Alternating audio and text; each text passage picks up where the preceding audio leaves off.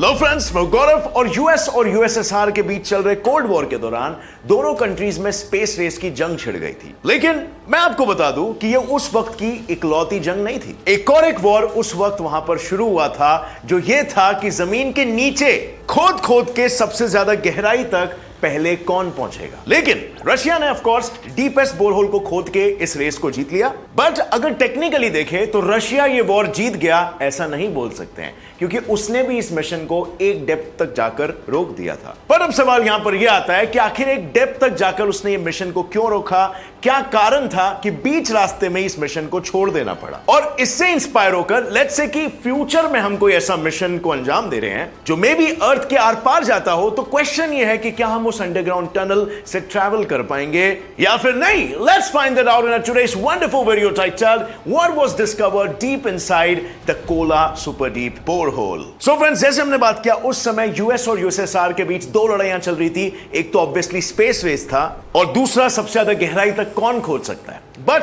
यहां पर अगर हम बात करें स्पेस रेस की, तो रशिया वो सबसे फर्स्ट कंट्री था जिसने स्पुतनिक 1 लॉन्च किया था, जिसने अपना पहला कदम चांद पर रखा था। लेकिन यूएस ने स्पेस की रेस काइंड ऑफ जीत ली जब उन्होंने अपने कदम चांद पर पहली बार रखे। और इसीलिए इसके बाद की जो अंडरग्राउंड खोदने की रेस थी उसमें दोनों कंट्रीज ने कोई कसर नहीं छोड़ी। उन्होंने उसके लिए अपनी बेस्ट इंजीनियरिंग पावर्स और कटिंग एज टेक्नोलॉजी यूज किया और दोनों का बस सिर्फ एक ही मकसद था, जितना हो सके डीप जाना और वहां से रॉक के सैंपल्स लेकर आना सबूत के तौर पर। बट सैडली बहुत ही मेहनत और मजदूरी करने के बाद अमेरिका एक लूजिंग पोजीशन में थी, या काइंड ऑफ ये भी कह सकते हैं कि इस रेस का कोई ऑब्वियस विनर नहीं था। बट अमेरिका तो डेफिनेटली ये रेस नहीं जीती। और क्यों? वेल, इस प्रोजेक्ट का मेन पर्पस था एक्सटेंसिव जियोफिजिकल एग्जामिनेशन करना, जैसे कि deep structures of Baltic Sea, seismic discontinuities और थर्मल रेजिम, लिथोस्फीरिक जियोफिजिक्स और डीप जियोफिजिकल स्टडीज करना। और ये सब स्टडीज करके ऑब्वियसली न्यू टेक्नोलॉजी को क्रिएट और डेवलप करना। बट देखा जाए तो इस रेस में ऐसा कुछ हुआ ही नहीं। बट क्योंकि रशिया ने डीपर होल खोदा था,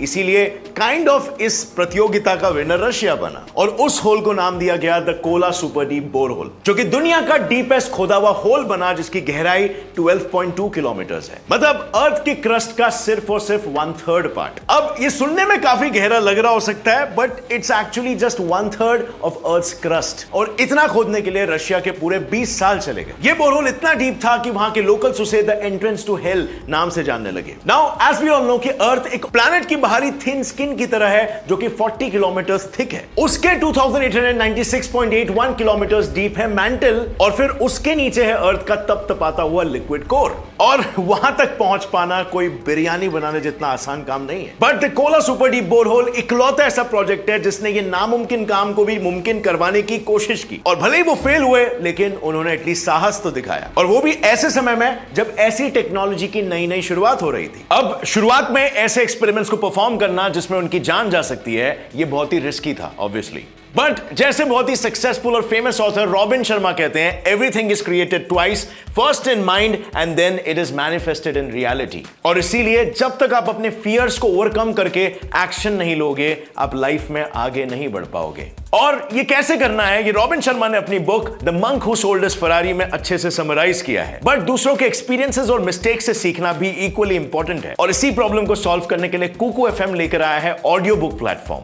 और इसी प्रॉब्लम को वंडरफुली सॉल्व किया है कुकू एफएम ऐप ने, जहां पर आप ऑडियो बुक सुनकर जिंदगी में एक पॉजिटिव माइंडसेट डेवलप कर सकते हो। और 4.5 प्लस रेटिंग वाले इस ऐप में आपको 1000 plus hours of audio book content मिलेगा डिफरेंट जॉनरास में, जैसे कि biography, historical, motivation, self help, finance, career, leadership etcetera etcetera, जो आपके ग्रोथ में कंट्रीब्यूट करेगा। और सबसे इंटरेस्टिंग बात यह है कि यह सब आपको मिलेगा हिंदी जैसे रीजनल लैंग्वेज में। और अभी अंबेडकर जयंती की वजह से कुकू एफएम पर आपको ईयरली सब्सक्रिप्शन पर 50% ऑफ मिलेगा, यानी 199 रुपीज पर ईयर में आप ये सारा ज्ञान ग्रहण कर सकते हो। So click on the link in the description या फिर प्ले स्टोर से डाउनलोड करो and use the coupon code BR50 and get this discount. The offer is only valid till 17th April midnight. And now friends, coming back to the topic. So अब अगर हम बात करें उस समय की, तो उस समय रशिया के पास ऐसा क्या एज था कि उसने एटलीस्ट खोदने के मामले में यूएस को हरा दिया। ऐसी कौन सी टेक्नोलॉजी थी उनके पास, ऐसे कौन से इंस्ट्रूमेंट्स थे उनके पास? Let's find out. Well friends, boreholes ना टिपिकली ऑयल और गैस इंडस्ट्रीज बनाते हैं और पहले क्योंकि कोई टेक्नोलॉजी नहीं हुआ करती थी,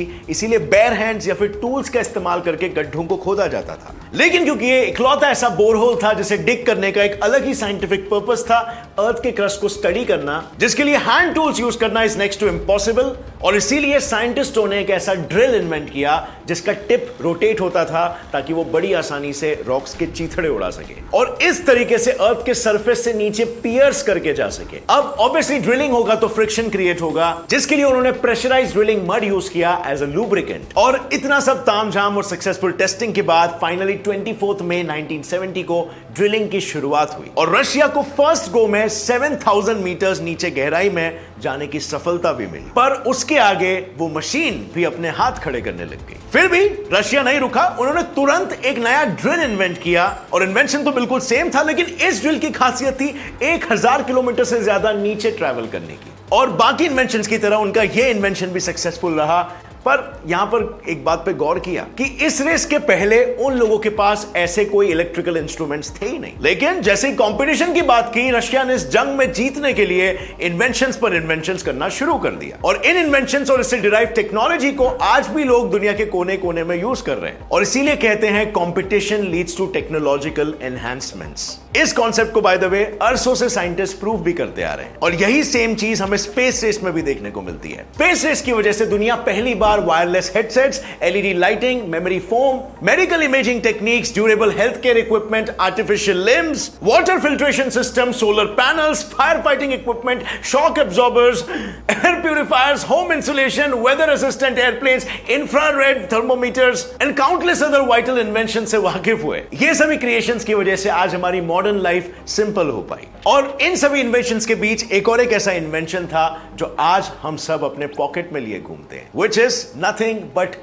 digital camera. But anyway friends, coming back to the deep digging project, क्या इस प्रोजेक्ट को एग्जीक्यूट करके रशिया के हाथ कुछ लगा? If yes, then exactly what did they discover? Well, इस प्रोजेक्ट के दौरान साइंटिस्टों को जमीन के 6.7 किलोमीटर नीचे कोई एक या दो नहीं बल्कि 24 डिफरेंट एंशिएंट माइक्रोप्लैंक्टन के फॉसिल्स बरामद, जिनके एग्जिस्टेंस से ही हम अनजान थे। और साथ ही में मिला अ लॉट ऑफ वाटर। ऐसा माना जाता है कि अंडरग्राउंड वाटर आज तक की सबसे इंपॉर्टेंट खोज है। But the weird thing is कि साइंटिस्टों के अनुसार अंडरग्राउंड पानी ही नहीं है। Confused, right? दरअसल अर्थ का मैंटल और क्रस्ट जिन पत्थरों से बना हुआ है, उन पत्थरों में पानी हाइड्रोजन और ऑक्सीजन एटम्स के फॉर्म में ट्रैप्ड है। और जब ड्रिल किया जा रहा था तब इन पत्थरों में ट्रैप्ड एटम्स रिलीज हुए और उनके बीच हुए केमिकल रिएक्शन से वाटर फॉर्म हुआ। उन्हें हाइड्रोजन और ऑक्सीजन के साथ साथ अनएक्सपेक्टेडली हीलियम, नाइट्रोजन और कार्बन डाइऑक्साइड जैसे गैसेस के भी ट्रेसेस मिले। पर यहां पर आकर उनकी खुदाई रुक गई और साथ ही अंडरग्राउंड एक्सप्लोरेशन का सपना भी, जिसके पीछे का मेन रीजन था इंक्रीज इन टेम्परेचर। क्योंकि वैज्ञानिक इस प्रोजेक्ट के लिए सिर्फ 100 डिग्री सेल्सियस तक के तापमान को फेस करने के लिए रेडी थे, उससे हाई टेम्परेचर्स को कैसे फेस किया जाए इसके लिए वो प्रिपेयर्ड नहीं थे और ना ही उसके आगे आने वाले कुछ सालों तक इसका सोल्यूशन मिल पाया। और इसीलिए वो अगले लेवल 100 डिग्री से 180 डिग्री तापमान के पृथ्वी के गहराई वाले वो पार्ट तक पहुंचे, उनका ड्रिल काम करना ही बंद कर दिया। और बंद होगा भी क्यों नहीं, क्योंकि तब तक डेंसिटी भी डिक्रीज हो चुकी थी और पोरोसिटी इंक्रीज हो चुकी थी, जिसकी वजह से पत्थर प्लास्टिक की तरह बिहेव करने लगे थे और खोदना नामुमकिन होते जा रहा था। और ऐसे सिचुएशन में अगर इक्विपमेंट्स ही काम नहीं कर रहे तो ना चाहते हुए भी उन्हें इस ऑपरेशन को उधर ही बंद करना पड़ गया। बट चलो hypothetically for the sake of argument हम मान लेते कि हमने ऐसा एक ड्रिल बना लिया जो कड़ी से कड़ी टेम्परेचर को विथस्टैंड करने की कैपेसिटी रखता है, तो क्या हम खुदाई में और डीप जा सकते थे? And the answer would still be no, and that's because of simple physics. Temperature is directly proportional to pressure, यानी कि सिंपल है, तापमान बढ़ेगा तो ऑब्वियसली प्रेशर भी बढ़ेगा। और अगर इस बढ़ते हुए प्रेशर के साथ हम सरफेस से सिर्फ 0.15 किलोमीटर ही नीचे गए तो हमारा हाल बलून में एक्सेस हवा भरने के बाद जो होता है ना, वैसा कुछ हो जाएगा, क्योंकि तब तक हम 20 एटमॉस्फेयर्स ऑफ प्रेशर एक्सपीरियंस करने लगेंगे, जिसकी वजह से हमारे लंग्स एक बलून की तरह इन्फ्लेट हो जाएंगे और एंड में बर्स्ट हो जाएंगे। बट आज के दौर में भी कॉम्पिटिशंस एकदम तगड़े चल रहे हैं और इसका result obviously development in technology हो रहा है। तो शायद फ्यूचर में बिल्कुल पॉसिबिलिटी है कि ऐसी कोई टेक्नोलॉजी इन्वेंट हो जिसका यूज करके हम अर्थ के आर पार भी कर सके। एक ऐसा ही फ्यूचरिस्टिक कॉन्सेप्ट है द ग्रेविटी ट्रेन का, जिसे अगर आपको डिटेल में समझना है तो बस टाइप करना यूट्यूब पर get set fly science gravity train करके, और वो वीडियो आप देख सकते हो। टोटली इस पर एक वीडियो बनाया गया है और साथ ही रेडिएशन के इफेक्ट से भी बचा पाए। लेट्स से कि अगर आपने वो बना भी दिया, फिर भी आपका पृथ्वी के एक छोर से दूसरे छोर तक ट्रैवल करना पॉसिबल नहीं हो पाएगा। एंड द रीजन इज, जैसे डेप्थ इंक्रीज होगी वैसे ही अर्थ का मास डिक्रीज होने लगेगा, और अगर मास डिक्रीज होगा इसका मतलब ग्रेविटी भी डिक्रीज होगी, क्योंकि ग्रेविटी ऑब्वियसली डिपेंड करती है दो मास के बीच प्रेजेंट डिस्टेंस पर फिर भी अगर आप कूद गए तो सबसे पहली चीज ये होगी कि आप बड़ी तेजी से नीचे की तरफ खींचे चले जाओगे, बट यस सिर्फ 10 सेकंड के लिए, क्योंकि 10 सेकंड के बाद आप अपनी मैक्सिमम स्पीड तक पहुंच गए होगे, which is nothing but 200 kilometre per hour. But thanks to air resistance आपकी एक कांस्टेंट स्पीड अभी रह जाएगी, और फिर आप जैसे और नीचे ट्रैवल करने लगोगे ग्रेविटी वीक होने लग जाएगी, क्योंकि तब सरफेस ग्रेविटी दूसरे साइड प्रेजेंट ग्रेविटी को कैंसिल आउट करने लगेगी, with gravity getting weaker and weaker and air resistance getting stronger and stronger because of increase in pressure, और इस वजह से आपकी स्पीड और कम हो जाएगी, और इन सभी इंक्रीज और डिक्रीज की वजह से आपका 1 वीक उधर का उधर ही खत्म हो जाएगा, और फाइनली 1 वीक के बाद आप पहुंच जाओगे अर्थ के सेंटर में। मतलब लिटरली आप पेंडुलम की तरह इधर उधर घूमते रहोगे, और एक हफ्ते बाद आप पृथ्वी के सेंटर में अटक जाओगे। आपका हाल बिल्कुल इस योयो की तरह हो जाएगा, और आप सेंटर में ही लहराते रहोगे। बट इतने सारे पोटेंशियल प्रॉब्लम्स के बाद भी आज भी दुनिया में डीपेस्ट होल्स डिग करने के फ्यूचर प्लान्स ऑलरेडी तैयार हैं। क्या ये ख्वाब हमारा कभी साकार हो पाएगा या फिर नहीं? टेक्नोलॉजिकल लिमिटेशंस आ जाएंगे, फिजिकल लिमिटेशंस आ जाएंगे। आपकी जो राय है नीचे कमेंट सेक्शन में मुझे बताना, और अगर इस वीडियो से आपको कुछ भी नया सीखने मिला एक लाइक जरूर ठोकना। गेट्स रिप्लाई साइंस चैनल को भी सब्सक्राइब कर लो और बेल नोटिफिकेशन दबाओ, ताकि आगे आने वाली हमारी कोई भी वीडियो को आप मिस ना कर सको। और फ्रेंड्स, जाने से पहले कुकू एफएम ऐप को इंस्टॉल करना मत भूलना। Start cultivating reading habit, the link is in the description. See you in another one friends, till then as always stay curious, keep learning, keep growing. जय हिंद।